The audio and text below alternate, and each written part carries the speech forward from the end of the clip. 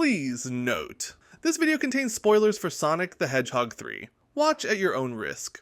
Sonic the Hedgehog 3 has finally hit theaters, and naturally, fans are already buzzing about what Sonic the Hedgehog 4 could bring to the table. This speculation isn't surprising. Each movie so far has ended with a tease of a new character destined to play a major role in the sequel. In Sonic the Hedgehog, we got Tails. In Sonic the Hedgehog 2, Shadow made his debut. And now, in Sonic the Hedgehog 3, we've been treated to not one, but two new characters, Metal Sonic and Amy Rose. A surprise 2-for-1 deal that left many fans stunned. With Amy and Metal Sonic officially introduced, the big question is, what's next for the series? Paramount has already confirmed Sonic the Hedgehog 4 is happening, and the internet is flooded with theories and rumors about what those final end credit scenes might be setting up. So, I figured it's time to throw my own hat into the ring and share my thoughts on what could and should happen next.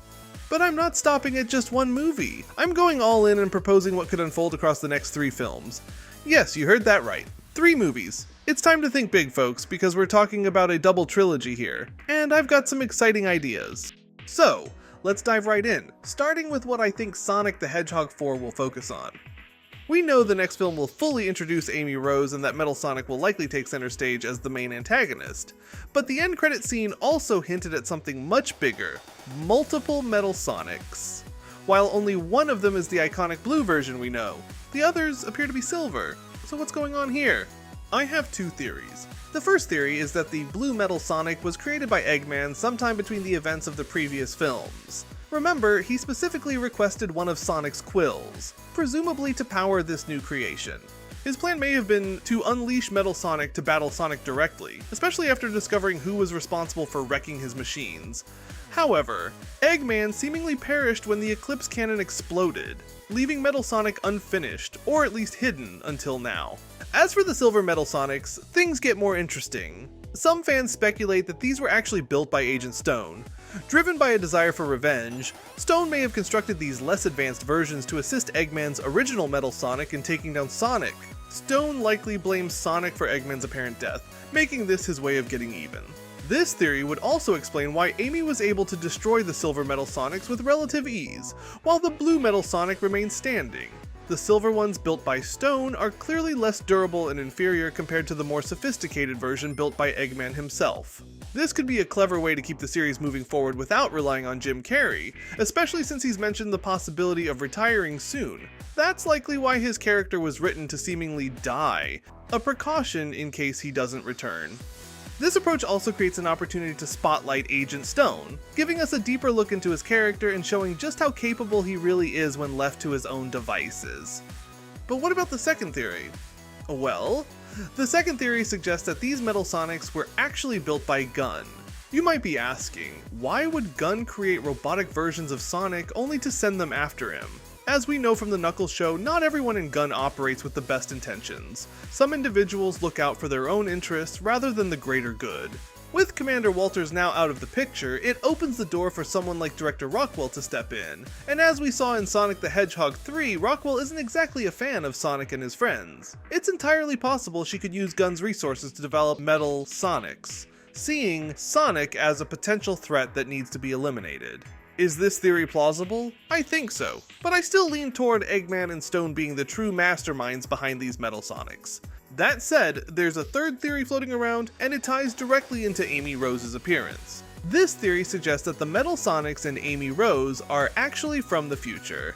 Yep, you heard that right. This is a full-on Terminator situation.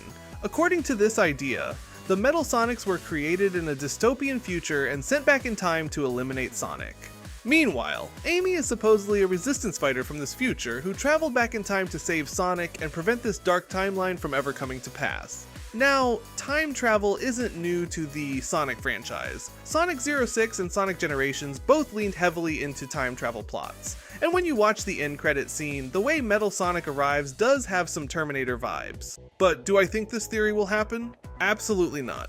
The idea of Amy Rose being from the future just doesn't sit right with me. That kind of role is better suited for characters like Silver the Hedgehog or Blaze the Cat. Turning Amy into a futuristic freedom fighter feels like too drastic of a departure from her established character.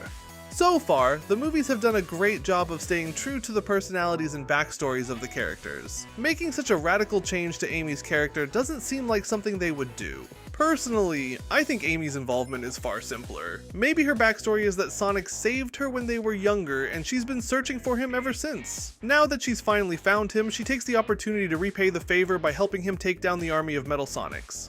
If the filmmakers do go with the future Amy storyline, I imagine it would upset a lot of fans. And let's be honest, Sonic fans can be a force to reckon with when they're unhappy.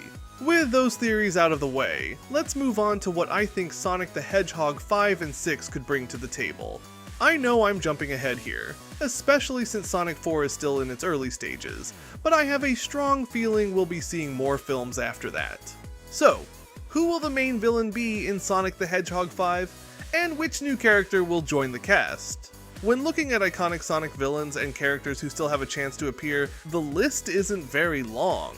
However, one villain that I think would be perfect for the series is Chaos. Since Sonic the Hedgehog 2, we haven't seen much development surrounding the Chaos Emeralds.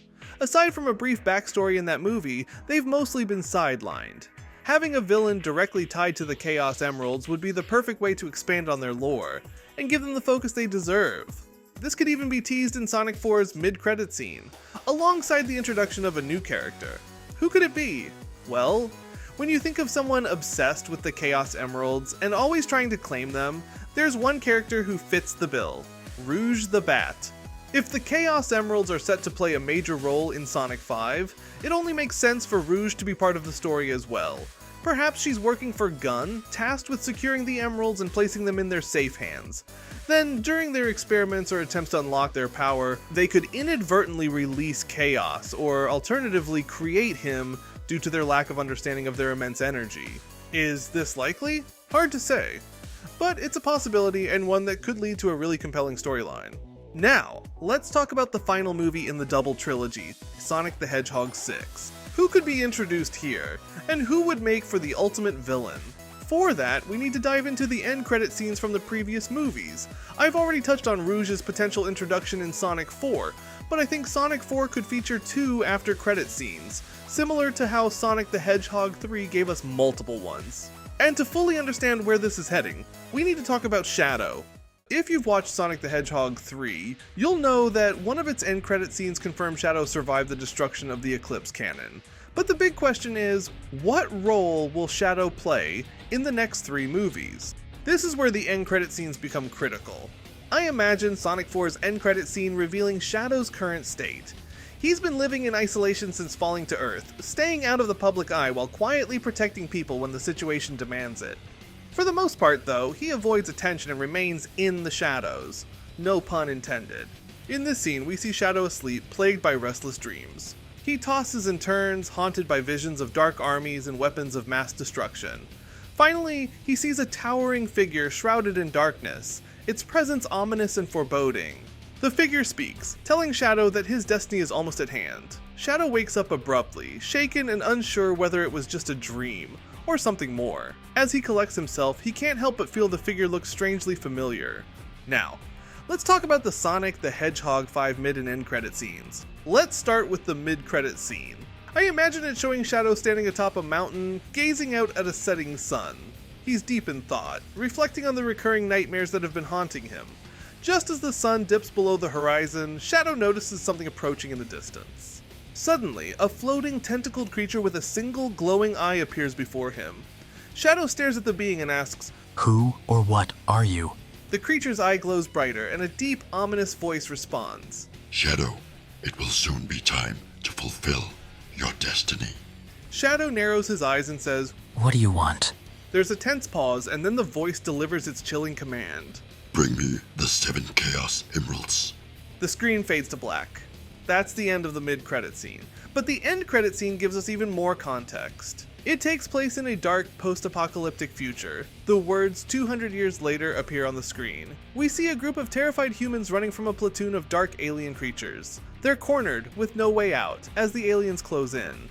Just when it seems like all hope is lost, some of the aliens burst into flames while others are crushed by a teal aura. When the smoke clears, the humans look up to see 2 figures standing atop the defeated aliens, Silver the Hedgehog and Blaze the Cat. Silver tells them they're safe now, but Blaze says more patrols will be along soon, explaining they need to get them to safety. As Blaze leads the humans away, Silver spots a massive ship hovering above the ruined city. On the ship's deck, he sees two figures, one dark and foreboding, speaking to a shadowy figure who soon vanishes. Silver squints, and through him, we see the figure standing on the ship. It's Shadow.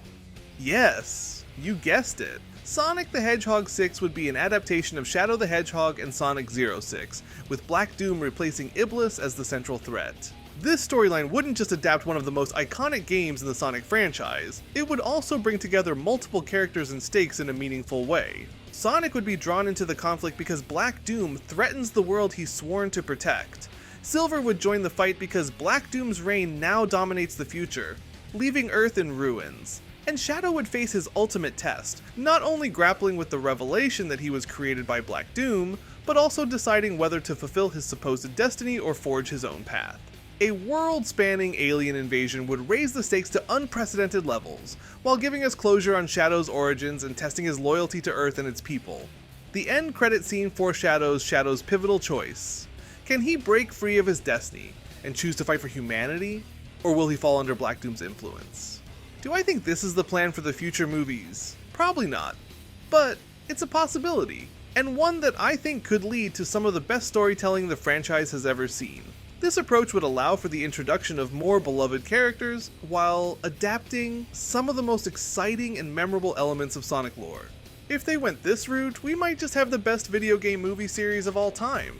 But those are just my thoughts. What about yours? Let me know what you think down in the comments. What do you want to see in future Sonic movies? Do you think any of the ideas I've discussed could come true? I'd love to hear your take on it. And don't forget to like and subscribe to the channel. Be sure to check out some of my other videos and past live streams, especially if you're into Sonic and Shadow content. I've got plenty you might enjoy. And so until next time, people, ta-ta and goodbye for now.